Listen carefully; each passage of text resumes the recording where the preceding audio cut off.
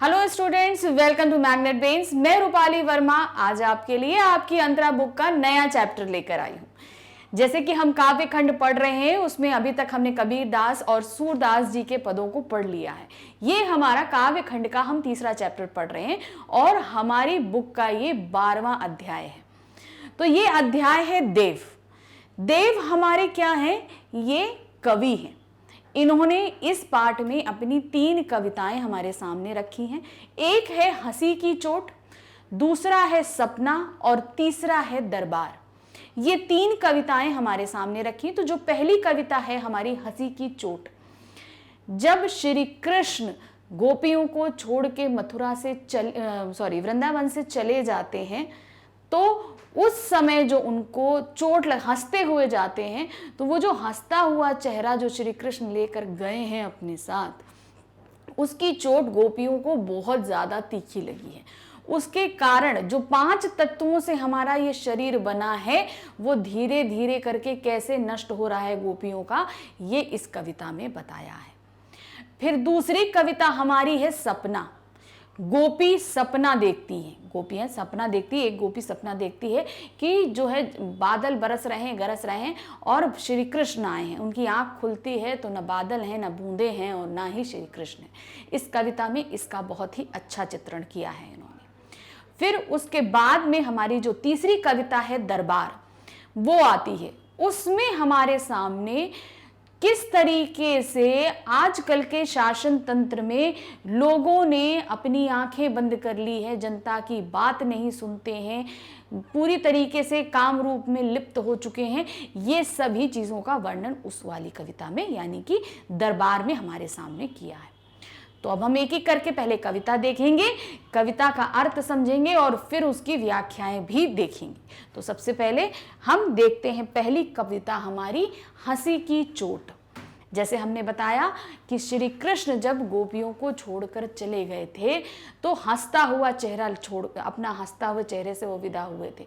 तो उस हंसी की चोट गोपियों पर बहुत तीखी पड़ी थी और उसकी चोट कैसे पड़ के उनके शरीर से एक एक करके, जो हमारा शरीर 5 तत्वों से बना है, कैसे कैसे करके हमारे शरीर के 5 तत्व निकल रहे हैं, ये बताया है।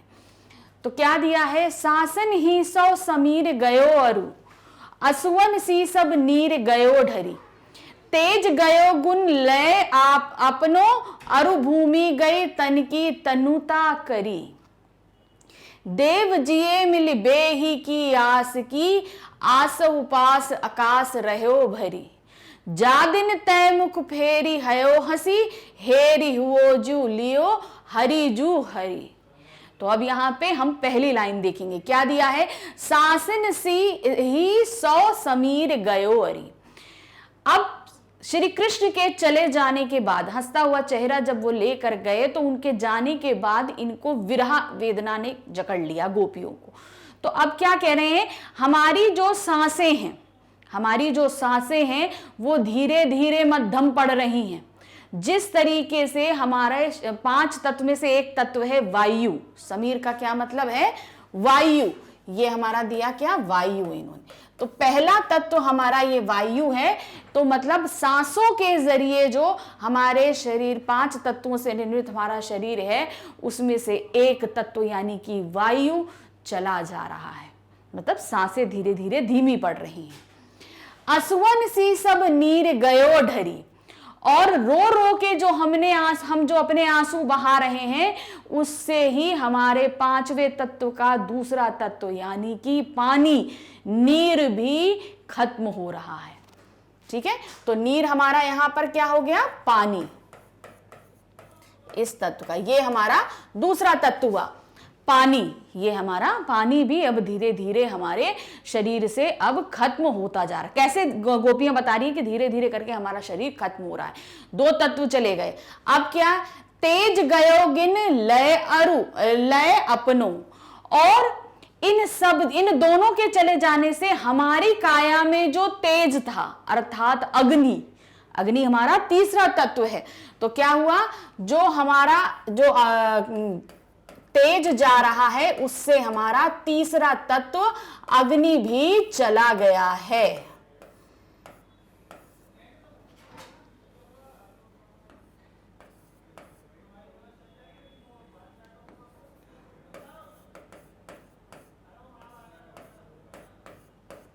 अग्नि भी चला गया है। तो इस तरीके से ये हुआ। फिर उसके बाद में क्या है, अरु भूमि गई तन की तनुता करी।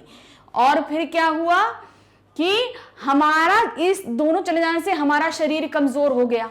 हमारा शरीर अब क्या है, वो कमजोर हो गया है।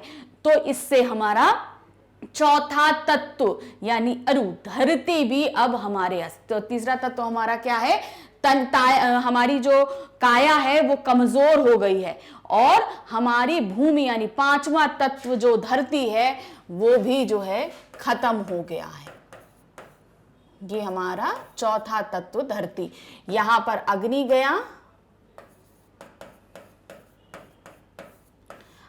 तो वायु, पानी, अग्नि, धरती, तो हमारी जो काया है, इन सब के चले जाने से हमारी काया जो है अब वो कमजोर हो गई है, और इस प्रकार हमारी जो तत्व है धरती वो भी समाप्त हो गई। भूमि पर खड़े रहने की अब मेरे पास ताकत नहीं है, अब वो तत्व भी समाप्त हो गया है।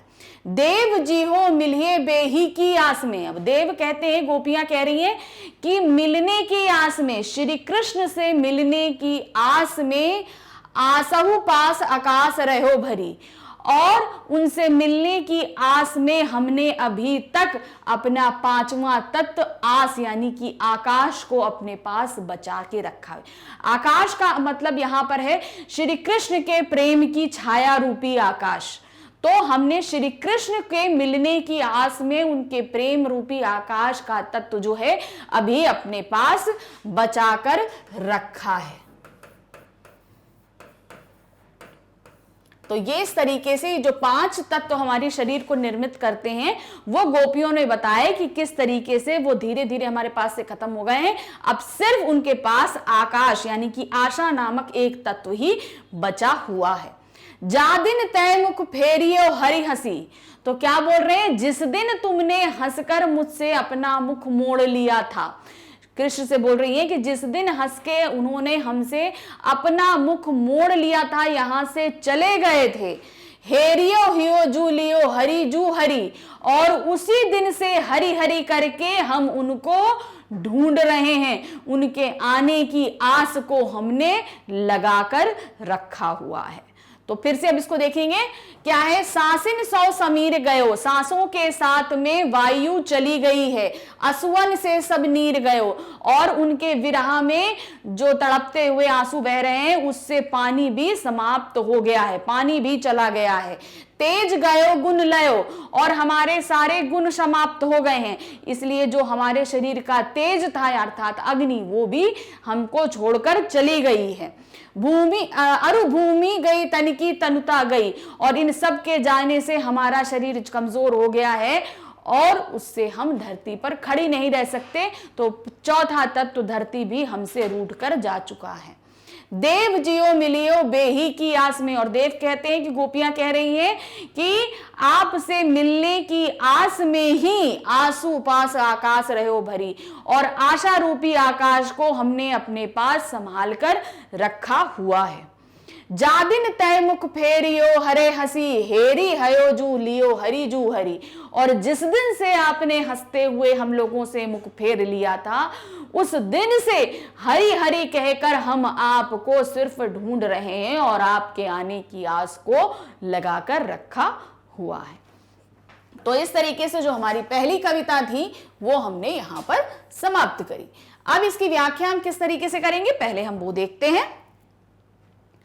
पहला है यहां पर, कृष्ण के चले जाने पर गोपी कहती हैं कि जब से कान्हा ने मुंह फेरा है तब से मेरी सांसों की वायु चली गई, अर्थात सांस तो चल रही है पर जान चली गई है। उनके आंसू थम नहीं रहे, उनके शरीर का सारा पानी सूख रहा है, अर्थात शक्ति को साथ लिए हुए तेज भी चला गया है।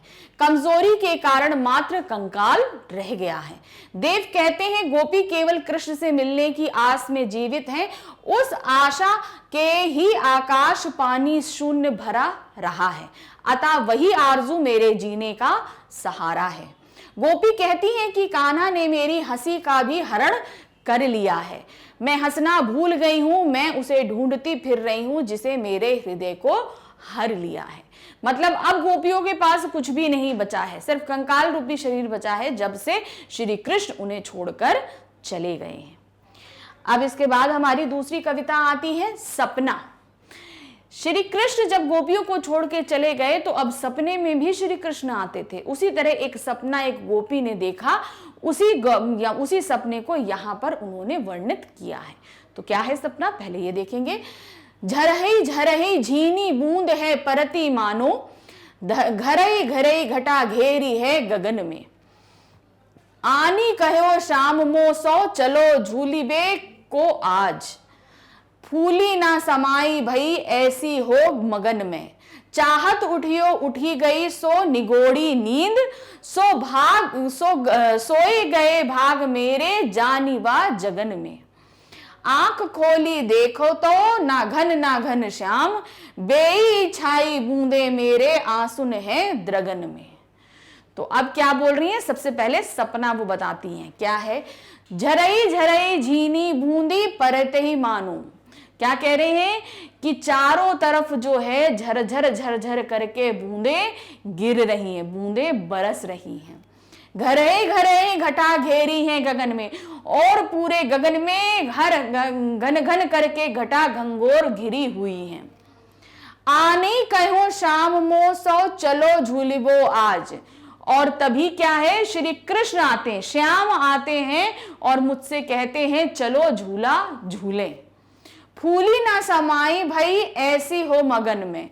और उनके ऐसे कहने से मुझे इतनी खुशी हुई कि मैं खुशी के मारे फूली नहीं समा रही थी और उसी में मैं मगन हो गई, उनकी बात में ही मैं मगन हो गई। उन्होंने उनसे मुझसे बोला झूला झूलने के लिए, तो उनकी इसी बात से मैं बहुत खुशी से फूली ना समाई और मगन हो गई। चाहत उठियो उठी गई सो निगोड़ी नींद।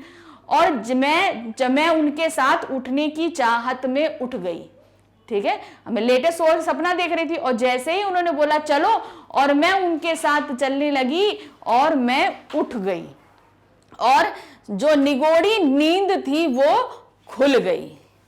सोए गए भाग मेरे जानिवा जगन में।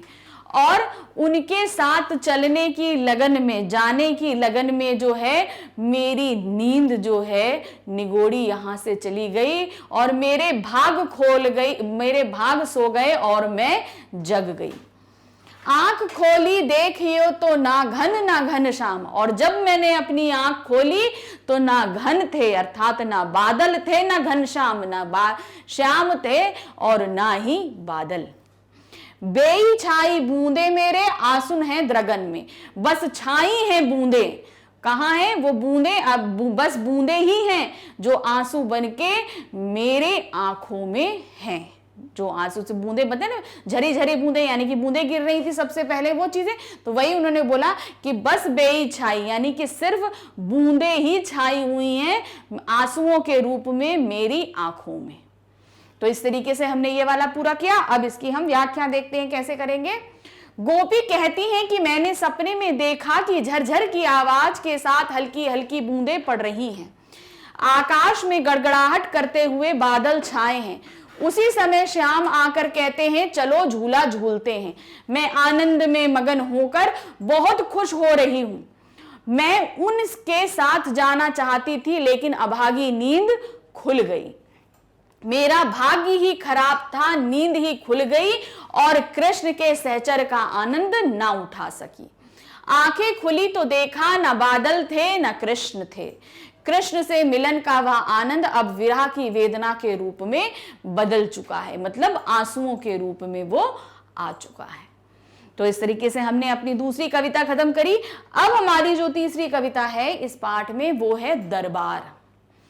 क्या दिया, यहां पर देव ने दरबार में हो रहे अंधाधुंध, मतलब कोई सुनता नहीं है, कुछ नहीं सुनना चाहता, सब अपने ही कार्यों में लिप्त हैं, सरकार दरबारी कोई किसी का नहीं सुन रहा, तो उसी को यहां पर वर्णित किया है उन्होंने। क्या बोला, साहिब अंध मुसाहिब मूक सबा बहिरी, रंग रीझ को माचयो भूलियो जहां भटकयो घट औघट बूढ़ीबे को काहू कर्म न बाचयो।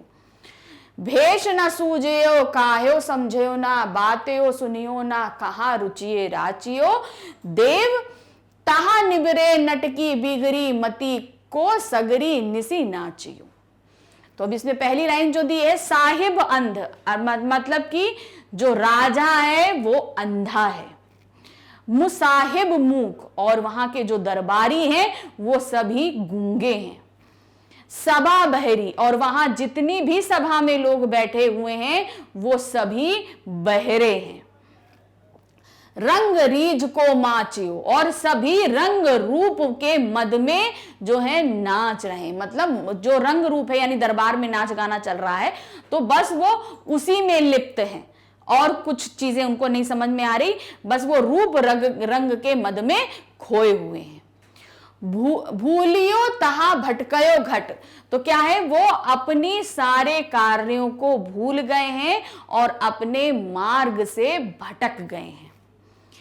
औघट बूढ़े को काहू कर्म ना बाचियो, और इस तरह के भटके हुए लोगों को जो है किस प्रकार के कर्म से बचाया जा सकता है। अर्थात ऐसा राजा जहां वो ना वो जनता की सुन रहा है ना समझ रहा है, ऐसे राजा को कैसे बचाया जाए, ऐसे राज्य को हम कैसे बचा सकते हैं। भेष न सूझो काह्यो समझो ना, मतलब वो कुछ देख नहीं रहा, किसी का भी रूप नहीं देखता है, अर्थात किसी की तकलीफ नहीं देख रहा। क्या है, भेष सूझो ना, मतलब किसी के तकलीफ को वो समझ नहीं रहा है। काह्यो समझो, कुछ भी नहीं समझ रहा, तकलीफ नहीं समझ रहा, इसके अलावा भी वो कुछ नहीं समझ रहा। बतायो सुनियो ना, और कोई अगर बता रहा है तो भी वो सुन नहीं रहा है। कहा रुचि राचियो, उसे इन सब में से किसी में भी रुचि नहीं है।